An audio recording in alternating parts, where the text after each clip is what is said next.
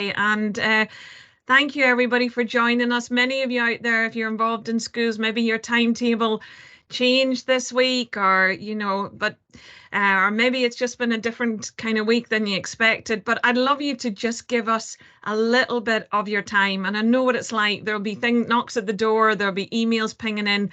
But if you have a piece of paper and you have a pen, that's all you're going to need for the session. And I would love you just to take a clean sheet of paper and just look at that and think, oh, look, possibilities, thinking. And I'd love you just to write the words, what if? So just two really simple words. And that kind of frames our conversation for today. It is all about what if. And that was very much at the heart of the Daydream story when we began. And it's very much at the heart of all of the teachers that have been working with us. So I'm delighted today to be joined by Scott and Kieran from Grangemouth. They're going to share with you their story of working with us on the pilot. I'm always incredibly humbled when teachers who've worked with us just say, listen, I'll come, I'll tell the story. And these two guys have a brilliant story to tell. No pressure, guys, but So I thought what I would do is just start with a short video. 2 weeks ago, on the 23rd of May, we invited 50 people. It was our first in-person event in 2.5 years. We were beyond excited, but it was a little bit like speed dating, where you suddenly met these people, realized that people were a lot taller than you thought. You were trying to work out, is that actually you? I can't remember. You normally have a blurred background behind you. But what this was an opportunity for the teachers to meet for the first time, and also the partners. So we were delighted that Education Scotland, Creative Scotland, and some of the people that we know have the capacity to move this forward were there. So if all goes well, this should work. So this is just a 3-minute video, and you're getting a first look. So it's not actually, it's the first cut, and we don't actually have the titles and everything in place, but I thought it'd be worthwhile sharing the story with you. Now I'm going to look at you, Donnie, for thumbs up that the sound is okay. So today we're at White Space in Edinburgh. We have invited our pilot teachers from last year, new pilot teachers for our next session, and a whole variety of different people from industry, and we are showcasing our new resources.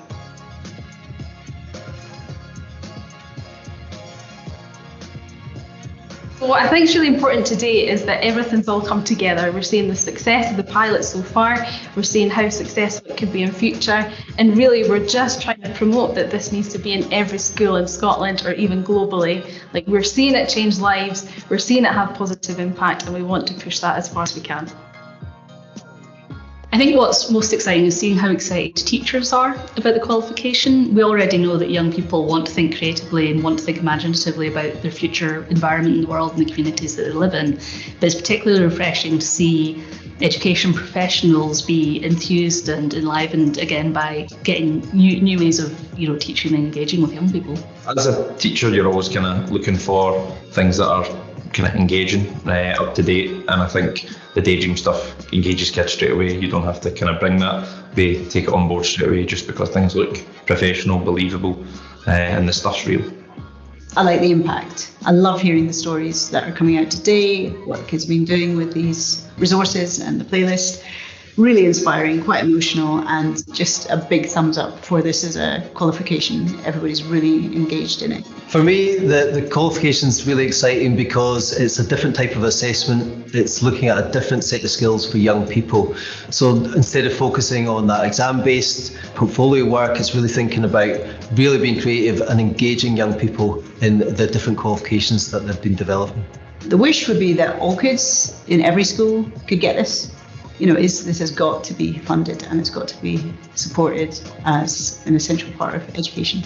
The stuff we're doing is real, it's relevant, and a lot of people talk about collaborative learning, a lot of people talk about sustainability and so on, but this is actually allowing kids to exercise it and learn along the way. As the opportunity to encourage students to do things they wouldn't normally do at school, and to build skills that they're going to need for career and future learning.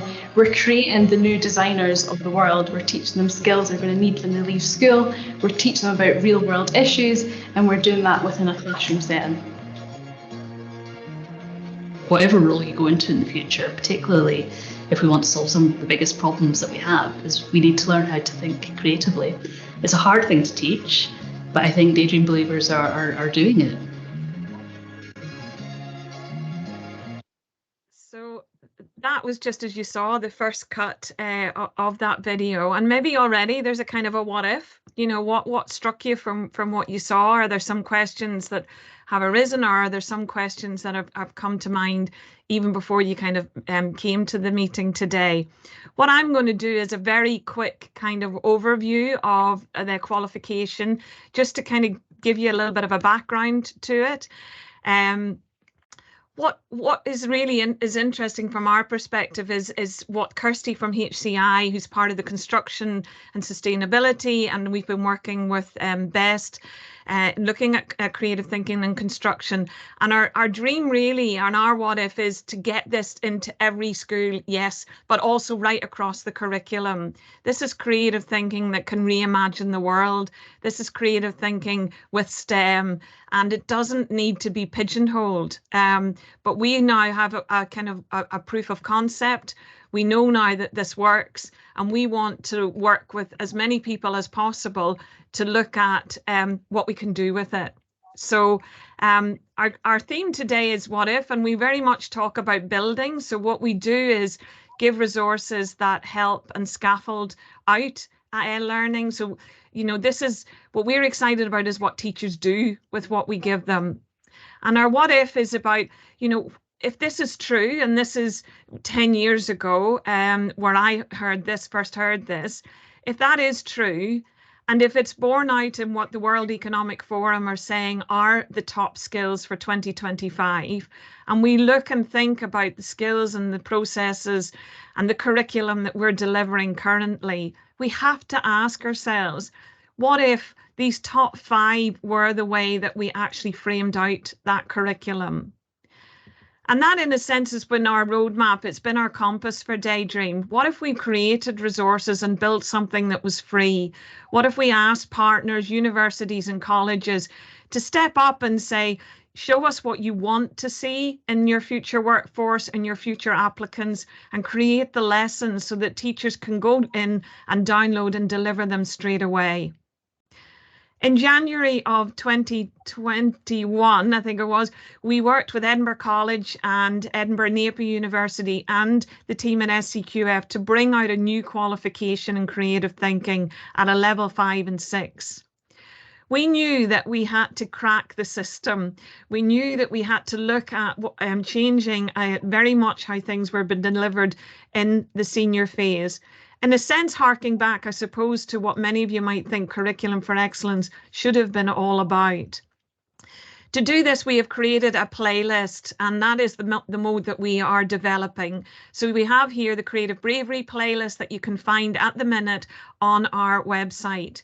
There are 4 challenges written by various different partners. The first one here, as you see, Circular Fashion Brand, written by the Ellen MacArthur Foundation in partnership with ourselves, which gets our young people to rethink fast fashion, and they work with an online sustainable fashion brand called T-Mill. The Van of Dreams is reimagine a camper van for your community, getting our young people to think about their community. How would that van benefit them? Campaign for Kindness, and you'll see some of the work from that, is who do you think deserves more kindness in the world? And Thoughts Become Things as a nod to the care economy, reimagine a hospital waiting room.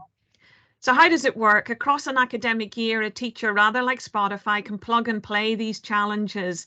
And we, at the minute, sort of pilot them in a certain fashion. But we are hoping in the next year to be able to offer teachers to take that individual approach, so they could pick from a variety of different challenges, micro-credentialed against that 24 SCQF points, and create a very individual experience. In addition to the Creative Bravery, we're just about in 2 weeks to launch a new playlist, which has 3 different challenges and an introduction created by Lego. And we're really excited about this, and in particular looking at the whole challenge around sustainability and well-being, and how we've opened up space in the curriculum for these real challenges to be addressed. So this playlist, which will be available in 2 weeks' time on our website, looks a little bit like this, and we'll explain a little bit more how they go in. But it basically looks at things like, if our students think they're going to design a theme park, can we do learning by stealth and actually teach them about creative and circular economy? If our students care about well-being, can they reimagine a well-being space in their assembly hall in their school? And this is how it works. So we have a number of schools already signed up and who have started it this week. They're working on the Lego lessons as we speak. They will take the state of being and it will be plugged right across the academic year. So maybe a what if for you at this stage is, what if I decided I was going to run this? Is it possible to run it and start it even for next year? Could I go tomorrow to my head and say, listen, let's just do this, let's change, let's pivot, let's think? And certainly Scott and Kieran will share a little bit about their journey in doing that. But the what if is, how do we create a robust assessment? So in here you see the Stamp It, which is a stamp that our teachers have been using as part of the formative assessment. So they stamp this onto the page. That's a D and that's an A. Students can also use the stamp, and we've seen examples where they've done peer assessment with that. And we also have an app, Stellar app, that the teachers can use, which allows you to set up your own students marked against the creative thinking level 5 and 6. You set up your groups, you use the rubric and an automated process. As you scroll up and down here, this appears and you give an overall grade, and then you can just download that as a PDF for students that you can send. So we're incredibly grateful to the 10 schools that came with us on this complete journey. A real variety of experiences and a real variety of schools. Some of them ran it at S6, some of them ran it at S5. And I think it's a huge credit when, you know, each of us bear the scars of what happened across this last academic year. And the fact that these schools took this on when they could have been totally forgiven for just, you know, getting through, just surviving, it makes us all feel very, very humble. So I'm hoping this will work. I'm not sure that I've clicked on the sound. So Donnie, I'll be looking to you and you can just let me know. Let me just play it and see if that works. Can you hear that, Donnie? No sound for that one, Elena. No, okay. Let me just bear with me, everybody. One minute. It is worth waiting for. I always feel a little bit like Miranda when you do this sort of, you know, bear with. So I need to include the computer sound. I always forget. Right. Okay, we're back. We're back on. And let me just put it into the slideshow. That good, Donnie? Can you hear it? We are seeing in the education sector that there is a shift. Knowledge is important. We need the pupils to learn about the content of subjects, but we also need to teach a way of thinking. As I was talking through my course choices with my mum, came across this one and the skills that were involved, she said that they were really applicable for like jobs. The reason I chose to study this qualification was like to help me think more creatively. I like doing anything creative because that's like my passion. One of my choices I wanted to do was graphic design, and this course was recommended to me because it was more freely thinking and it's close to what I wanted to do. The fact that we had so much freedom with what we were doing was probably the best part and the most different one from other classes, because here you didn't necessarily feel like some ideas were stupid, even though they could be the most ridiculous ones you've ever seen. The challenges I enjoyed the most were probably the Campaign for Kindness and the Van of Dreams. So the Van of Dreams project is a project that you take a van and you have to create it in a way that benefits people. It could be, for example, like a food truck, or I know it keeps doing a mobile loss. I'm seeing pupils who are really exploring their empathy, thinking about other sectors of society. What are the issues that are out there that need to be solved? I really like the Campaign for Kindness one, The brief was quite detailed, but still gave me an option to be creative, unlike other challenges that kind of narrowed you down or were a bit too wide. I actually liked all the challenges. I don't really have one that I disliked the most. I think if there's more information on what's in the course beforehand will intrigue people. But I would say I'm quite impressed with the course. There's not really that much to develop.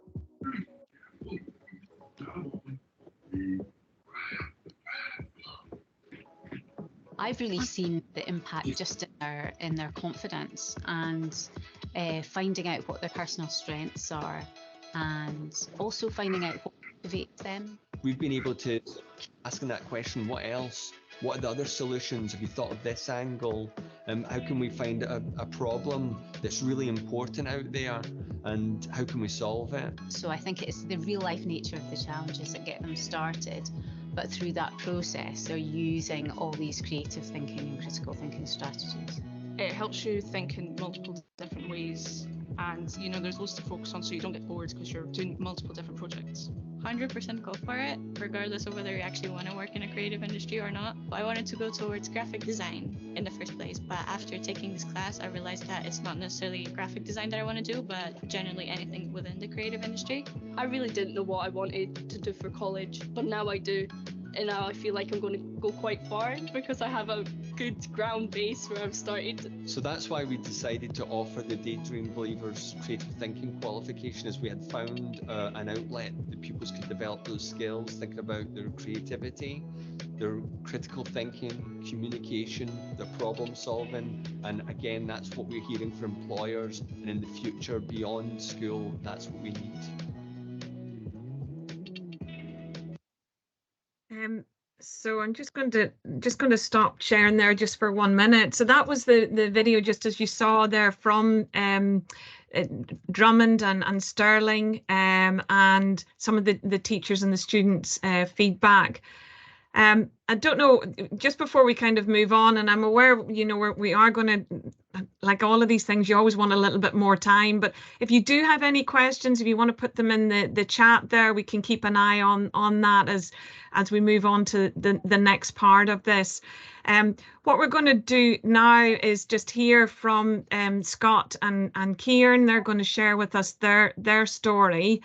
And again, you know, if there are any questions or any thoughts, please just, you know, put them in. The guys can answer it. And once these guys have finished, we'll pause for a little bit and see if we can answer any questions from the chat or anything that has sparked for you. So I'm going to be their hopefully able assistant, and just share with you. I'm going to move the slides along, so but hopefully don't let you down, guys. Right. So here we go. Ladies and gentlemen, boys and girls, put your hands together for the amazing, the wonderful, the Scott and Kieran Roadshow. Off you go, guys. Oh dear, what a big build-up that is. Thanks, Elena. So yeah, we were asked to kind of share kind of our story from running the pilot program at our event through in Whitespace a couple of weeks ago, and then we were so good we were asked to come back and do it again. So this is just basically one of our kids who completed the campaign for kindness task, and we basically just shown off some of our stuff. So kind of this first part of it, we had kind of some good discussions as quite a small group, but we had some good discussions around kind of, you know, the people who maybe, you know, our kids felt required more kindness or didn't get any kindness at all. You know, it took us on some quite interesting paths in terms of conversation. I think one of the things that, you know, we both agree, and what was kind of echoed at the event, was this course has allowed us to have conversations with kids that we would never have in our normal subjects, being mainly kind of graphic communication and design and manufacture. You would never have these kind of conversations. You know, we're talking about you know, trans people, we were talking about homelessness, we were talking about the elderly, we're talking about people who've been, you know, victims of domestic abuse, you know, things like that. And it was just, it's kind of unbelievable. You sometimes forget that these kids, while you're trying to teach them graphics or design, they actually have, you know, opinions and you know, they know their stuff regarding a lot of these topics that you would never know. So that was really good, just kind of finding that out about them. And it's strange that this particular kid, she's very, very shy, very quiet, and still is. But we felt that she kind of came out her shell quite a lot during this whole task. So her whole thing was based on kind of homelessness. It was a kind of a topic or an area that was quite kind of close to her. She was going through some things at home, and basically she felt this was a kind of topic that she wanted to investigate and, you know, to kind of be more kind with that particular group. And even to a point where me and Scott had the conversation where, do we say to this kid, look, if this is a bit too close to home, then, you know, we don't want to make you feel uncomfortable. But she was not. This is absolutely what I want to do. So yeah. So if you can skip to the next one for us, please, Helena. Perfect. So in order to achieve level 6, our kids have to carry out some secondary research, which is what is on all the sticky notes. So she basically went on different websites and basically found lots of facts about homelessness in the UK primarily. And then in order to do level 6, you also need to have some primary research. So we spoke to our class at the time of them doing that research, and we gave some ideas as to how you could carry out primary research, do a survey, do a questionnaire, that type of thing. And then basically this kid decided that wasn't quite enough and went and devised two lessons? Two basically lesson plans for one for a senior phase class and one for a junior class, so S1, S2. And it basically came about that we spoke to another teacher in the school. It was a modern studies teacher, and they were willing to do these little lessons. So the kid basically put together a lesson plan like a student teacher would, totally off her own back, and went through what the teacher was meant to do, what the information the teacher was meant to give the class, the actual task that the kids were to do in groups in order for her to get feedback from 2 different age groups. So this was one of the times where we kind of thought, wow, here's a moment where this kid would not have done this in any other courses that we teach. And we do have to do research in the other courses, but it's a bit more contrived.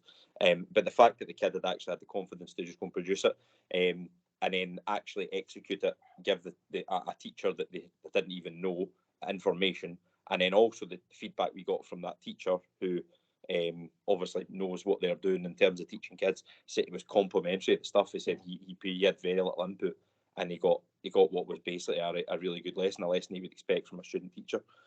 So this is, again, it was just something that came up that we thought, here's something that just we'd never experienced, and we wouldn't necessarily have thought a kid at that level would be able to produce, but they done it twice, and the information they got led on to their a lot of their stuff in their project came from what they found out, because their whole thing was not necessarily homelessness in terms of an overall kind of social awareness. Theirs was homelessness in terms of the age group of pupils in schools. Do they know about homelessness? Do they know how that can affect? And also, do they know that there are folk in schools that have suffered this? And as Kieran said, something that was very close to the kid. We also said we said this numerous times when we went over this. This was one of these things, I think, with the kid doing this particular task helped her quite a lot, working through her own kind of issues, her own boundaries, finding out information that just would help her, but also dealing with it, I think, emotionally. I think she was able to just kind of work through it. And it's such a nice thing to know that you helped that kid through that difficult time. And also the fact that they've benefited from it, they've become a stronger person, and also they've kind of gained from it the process as well. Do you want to skip on to the next slide? Yeah, so from what they've done, they went and done some more research, and they started realising, putting together their kind of content. It's difficult to see, I know, from there, but this kid produced something like a 35-page folio for this. And again, that's nothing we've ever seen. Like, we struggle sometimes to get 10 pages out of kids in other subjects. But this person, they just obviously bought into it, and they just went down the route, and they produced loads and loads and loads of stuff to do with trying to get this message across.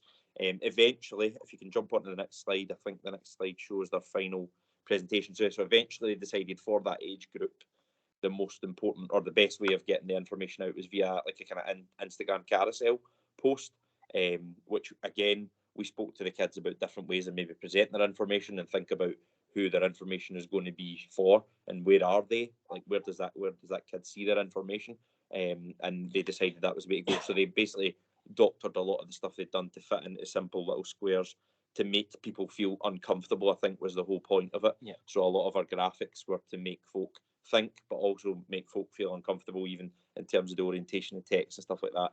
And then eventually, the next slide I think shows this, out with our knowledge and pushing, they started going developing products to kind of work alongside this campaign, if you like. And it was products that make people feel uncomfortable in what should be a fairly comfortable situation. So they took the fact that a lot of people put like spikes and stuff in doorways and that, so to prevent homeless people from finding a simple bit of shelter. And their idea was putting the same thing on park benches, and kind of just to evoke the thought of, well, how would that make you feel if you weren't given like a space that you would normally have. But again, it's just the fact that the kids are on this path, and they'd found their own niche within this campaign for kindness project, and again, just the level of depth that the kid went to was not anything we'd experienced really, and from good kids, from kids that we know can produce. Yeah, and that was one of the things we said at the event before, was that this is really good, and basically we presented this because it was more about the kids' kind of journey that she went on.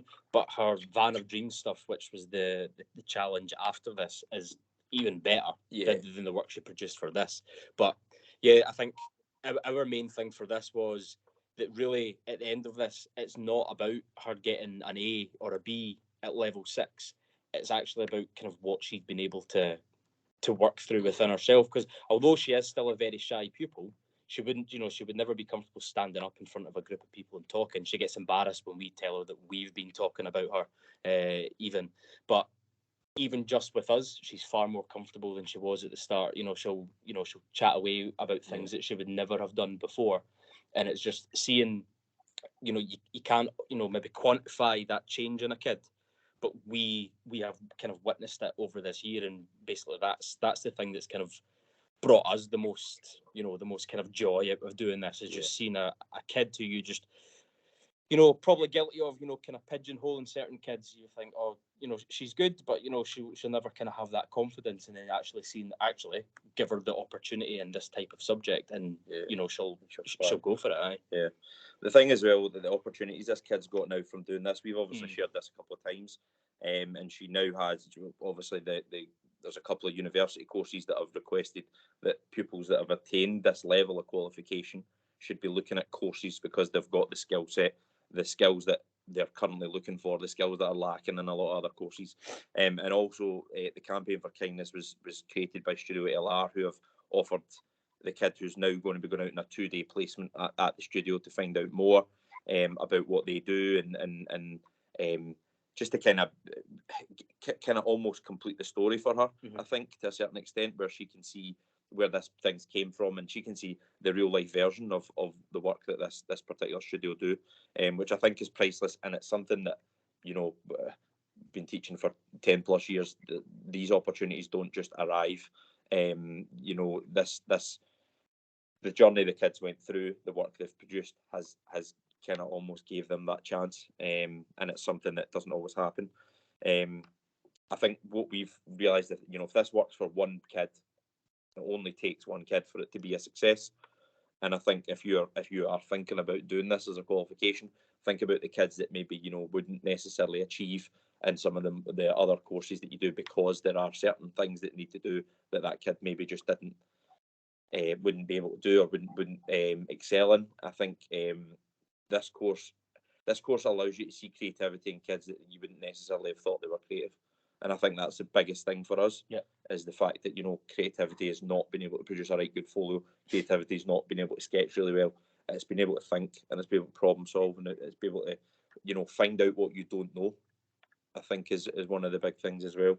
And it's just opportunity, I think, as well.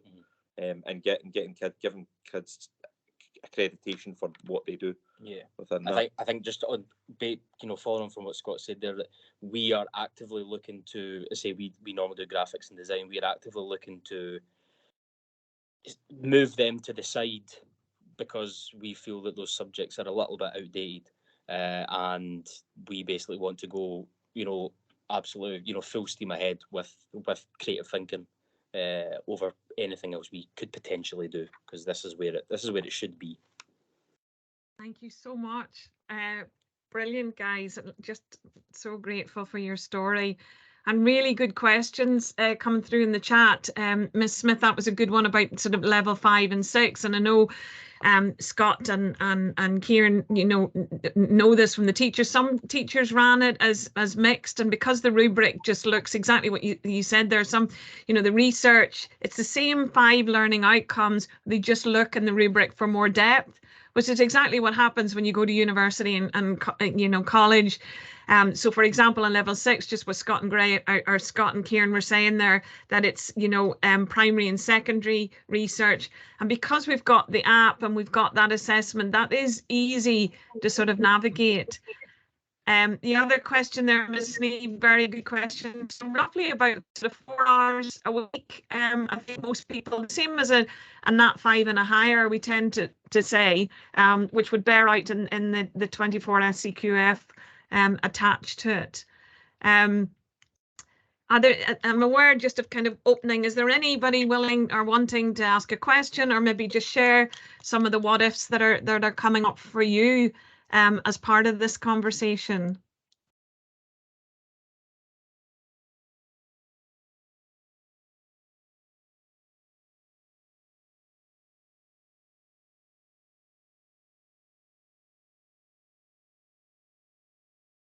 We always like to leave a little bit of moment. Lovely there, Martin. Does it need to be delivered by subject specialists? I think, what's interesting is you as a teacher can go in, Martin, and you can look at this learning and teaching experience. So you can go in and download that Creative Bravery playlist, and you can talk to your colleagues, and you can say, well, what would we do? How would we scaffold it? What knowledge am I comfortable with? And that's where we think that this, just exactly what Scott had said, this IDL approach that we talk about, particularly looking around sustainability, that there's a real opportunity for this that I don't think has happened before. But yeah, good question. Lindsay, you've got your hands up there.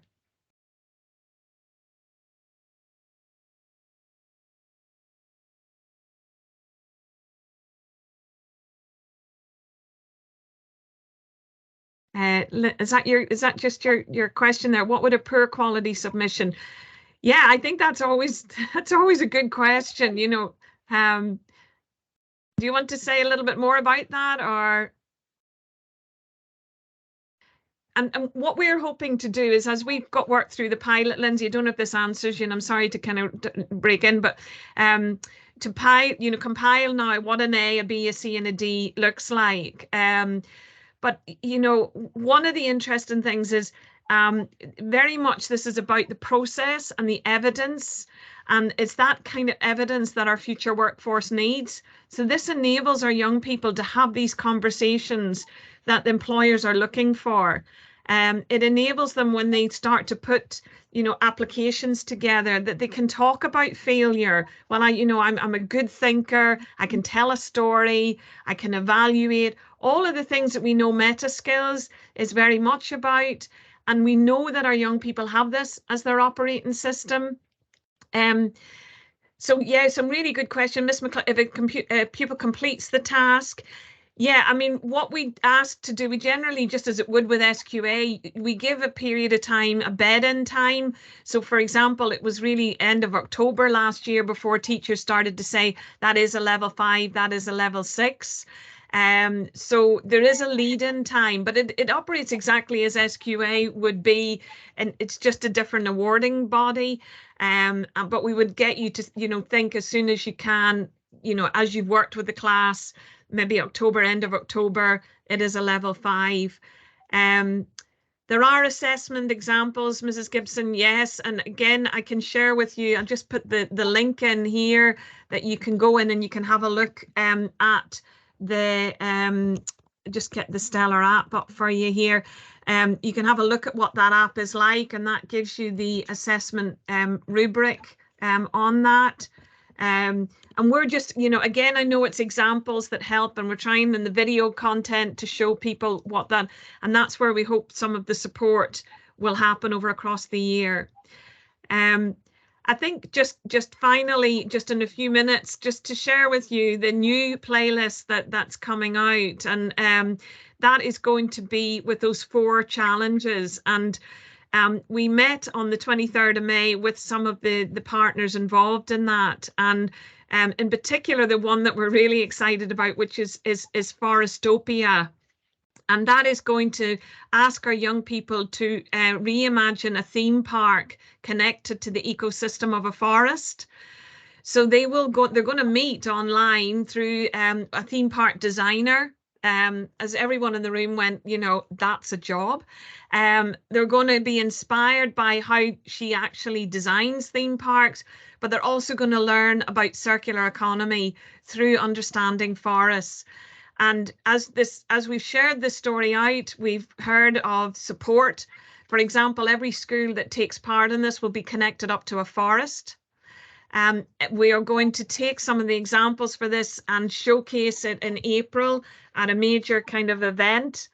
But we're also just, you know, before I hand back to Donnie there, just to share our kind of what if. And one of the what ifs that we're looking at the minute is, as we share our story, more and more partners become interested. So business, universities. And one of the things that we're asking is, what if we were able to give every teacher who worked on this a mentor? So we're looking at the minute of piloting that, and that would be a mentor initially based within the creative industries, because that's really where the heart of this has come from. But as that grows, those mentors would come from right across the business sector. And we're going to pilot that as an approach. And Scott and Kieran, you didn't know that. That is just a conversation that happened in the last couple of days. Yeah. So just using some things like Teams, a couple of in-person meetings, you're going to be attached to someone working in design who takes that process, and they're going to learn from you. And these are people who've come to us and said, I want to help. What can I do? And if we can pilot that and run it, then next year we will grow that.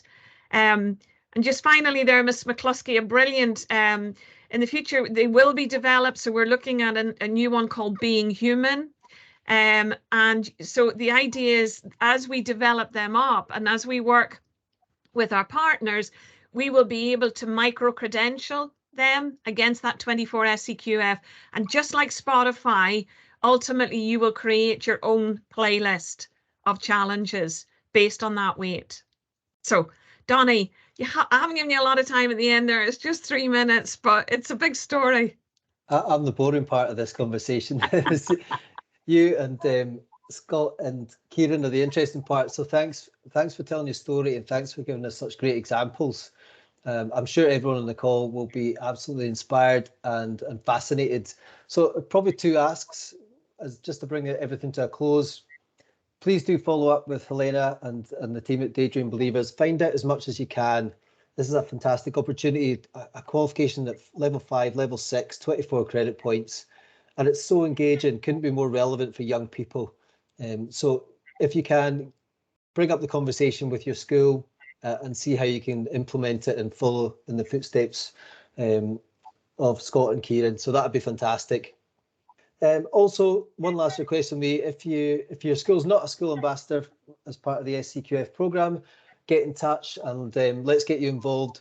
And part of that process is about highlighting fantastic types of qualifications like the creative thinking programme there that are sitting on the SCQF that really engage young people and give them that fantastic experience and skill set to go off into the world.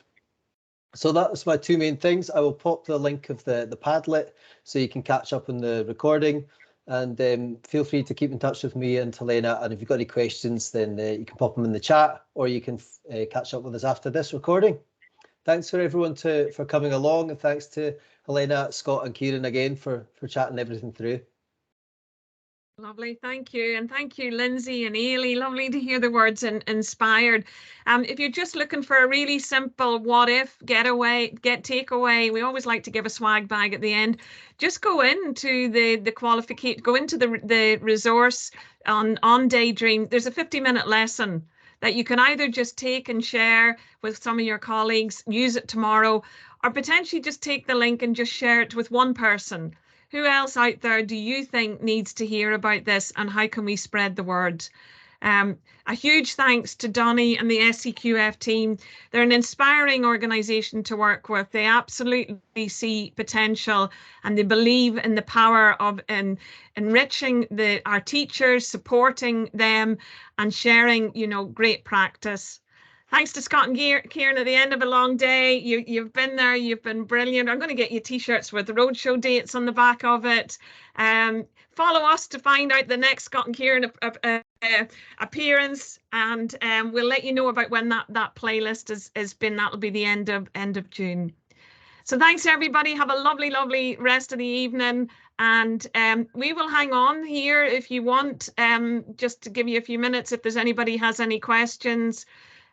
So feel free to hang on. Otherwise, if not, we hope to see you again. Take care, everybody.